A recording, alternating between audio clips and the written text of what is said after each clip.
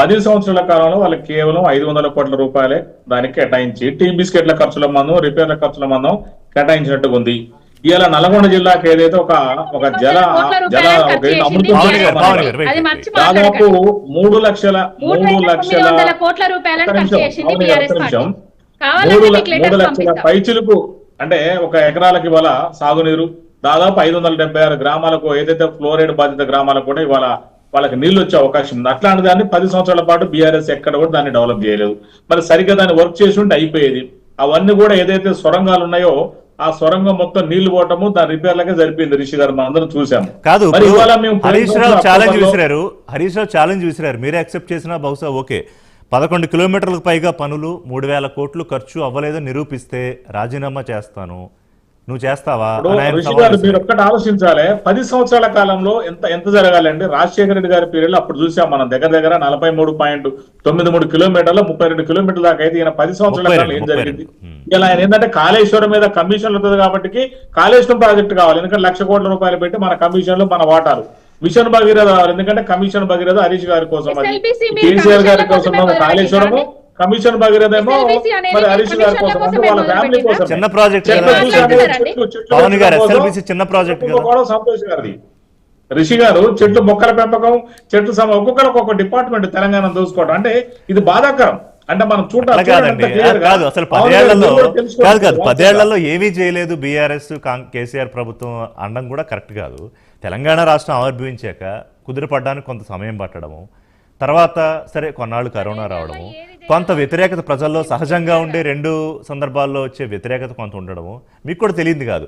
కానీ అసలు ఏమీ చేయలేదు అనడం కూడా కరెక్ట్ కాదు. కమిషన్లతో కోసం ప్రాజెక్టులు చేశారంటారా? ఓకే, అవి తేలాలి ఖచ్చితంగా. 30,000 కోట్ల ప్రాజెక్టు 80,000 కోట్లు ఎలా అయింది? 80,000 కోట్ల ప్రాజెక్ట్ 1,00,000 కోట్లు ఎలా అయిపోయింది? అసలు వాళ్ళు ఎందుకు పనికి రాకుండా అది ఎందుకు పోయింది? ఇవన్నీ కూడా తేలాలి, ప్రజల డబ్బు కదా. రిషి గారు మీరు ఒక్కటి గమనించండి, కాళేశ్వరం ప్రాజెక్టు జరిగినప్పుడు 7 ప్రమాదంలో చనిపోయారు. శ్రీశైలం ఎడవగట్టు జల విద్యుత్ కేంద్రంలో 8 మంది చనిపోయారు. మేము ఏ రోజు కూడా రాజకీయాలు చేయలేదు. మనం ఎక్కడ కూడా మీ ఒక్క కాంగ్రెస్ పార్టీ నాయకుడు గాని, మా రేవంత్ రెడ్డి గారు కానీ, లేకపోతే మహేష్ కుమార్ గౌడ్ గారు, ఉత్తమ్ సార్ గారు ఎవ్వరు కూడా దాని గురించి ఒక మాట మాట్లాడలేదు. ఇవాళ జరిగిన ప్రమాదాన్ని వీళ్ళు రాజకీయం చేస్తున్నారు తప్ప ఎక్కడ కూడా మనం ఏం చేయాలి తక్షణ కర్తవ్యం. ఇలా దాదాపు ఒక 12 రకాల ఆ రకమైన పార్టీలు అంటే ఎన్డీఆర్ఎఫ్ కావచ్చు, ఎస్డీఆర్ఎఫ్ కావచ్చు, నేవీ కావచ్చు, ఎయిర్ ఫోర్స్ కావచ్చు, ఇవన్నీ కూడా రకరకాల సంస్థలు కూడా ప్రయత్నం చేసినాయి.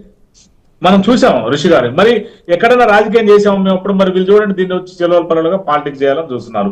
ఇలా వాళ్ళు చనిపోయిన బాధలు ఇలా ప్రజానికం కానీ పార్టీ ప్రభుత్వాలు ఉంటే వాళ్ళు దాన్ని రాజకీయాలు చేయటము. కేటీఆర్ గారు కానీ, హరీష్ రావు గారు కానీ ఆ రోజు మేము ఎక్కడన్నా అన్నామంటే ఎక్కడో చూడండి ఒక్కరు కూడా మాట్లాడలేదు. ఎందుకంటే ప్రమాదం అంటే అనుకోకుండా జరిగే అపాయాన్ని ప్రమాదం అంటారు. దాని గురించి ఏం చేస్తాము?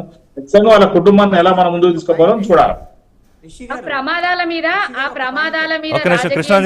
కాంగ్రెస్ పార్టీ వాళ్ళు ఎక్కడ పవన్ గారు కృష్ణాంజనేయులు గారు ఏం పాయింట్ మీద ఒక పాయింట్ అండి. ఇప్పుడు కాంగ్రెస్ నాయకులు చెప్తున్నారు ఇక్కడ ఒకటి ఏంటండి, ఏ ప్రభుత్వం అయినా సరే ఒక ప్రభుత్వము కొనసాగేటువంటి క్రమంలో కొన్ని ప్రాజెక్ట్స్ వాళ్ళ ప్రయారిటీస్ ఉంటాయి. దాన్ని ఇంకొక ప్రభుత్వం వచ్చిన తర్వాత దీన్ని కొనసాగించాలి. వాస్తవంగా జరుగుతుంది ఏంటి అని అంటే, జరుగుతున్న పరిణామం ఏంటంటే వాళ్ళు చేసిన దాన్ని మనం ఎందుకు కొనసాగించాలి? ఇక్కడ ఒక సిమిలారిటీ గమనించాలి మీరు కృష్ణాంజనేయులు గారు. ఆంధ్రప్రదేశ్ లో అయినా తెలంగాణలో అయినా ఈ పలానా ప్రాజెక్ట్ ద్వారా ఈ పలానా నాయకుడికి పేరు వస్తుంది అంటే దాన్ని ఎలా అయినా డిస్కంటిన్యూ చేయాలి. సపోజ్ కాళేశ్వరం విషయంలో ఇది చాలా కీలకమైన, కానీ ఇక్కడ తెలంగాణలో ఏంటంటే కమిషన్లు ఇప్పుడు పవన్ గారు అంటున్నారు ఎస్ఎల్బిసి టైంలో మీరు దానికోసం మొదలు పెట్టారంటే ఎస్ఎల్బిసి ఓవరాల్ ప్రొజెక్షన్ ఎంత, కాళేశ్వరం ఓవరాల్ ప్రొజెక్షన్ ఎంత, లేకపోతే మిషన్ భగీరథ ఓవరాల్ ప్రొజెక్షన్ ఎంత, మరో కాంగ్రెస్ పార్టీలో పోతిరెడ్డిపాడో నెట్టిపాడో మొదలుపెట్టినప్పుడు ఓవరాల్ ప్రొజెక్షన్ ఎంత, పవన్ గారు ఇవి కూడా లెక్కలు చూసుకోవాలి కదా. అంటే ఇవాళ కాంగ్రెస్ పార్టీ మీద కాంగ్రెస్ పార్టీ మీద మీరు కాంగ్రెస్ పార్టీ మీద మీరు ఇవాళ కమిషన్ల ప్రభుత్వము నేరుగా మంత్రులకు ఎంత కమిషను లేకపోతే ఎంత అని అనేటప్పుడు ఇదే మళ్ళీ మీ వైపు కూడా వస్తుంది కదా. అంటే గత 10 ఏళ్లలో మీరెంత కమిషన్లు తీసుకున్నారనే ప్రశ్న వస్తుంది కదా. కమిషన్ల కోసం కకృతి పడ్డది కేసీఆర్ కాదండి. మిషన్ భగీరథ గురించి పార్లమెంట్ సాక్షిగా గొప్పగా వివరించి చెప్పిండ్రు వాళ్ళ కేంద్ర మంత్రి వర్యులే. హర్గల్ జెల్ అని వాళ్ళు మా పథకాన్ని కూడా కాపీ కొట్టిండ్రు, అది వాళ్ళకి తెలుసు, బీజేపీ వాళ్ళకు కూడా.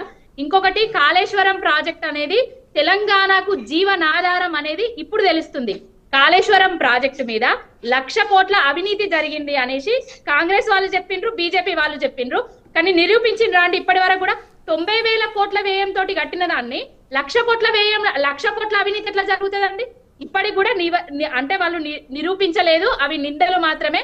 కాళేశ్వరం ప్రాజెక్టు చేయబట్టే తెలంగాణకు ప్రతి ఎకరానికి నీళ్లు అందినాయి అనేది నిజం. ఇది ప్రతి ఒక్కరు ఇప్పుడు తెలుసుకుంటున్నారు. కాళేశ్వరం అక్కడ మేడిగడ్డ నుంచి నీళ్లు రాకపోవడం వల్ల ఇప్పుడు తెలంగాణ రాష్ట్రం మొత్తం ఎందుకు ఎడారిలా మారుతుందండి? ఎందుకు నీళ్లు ఇవ్వలేకపోతున్నారండి?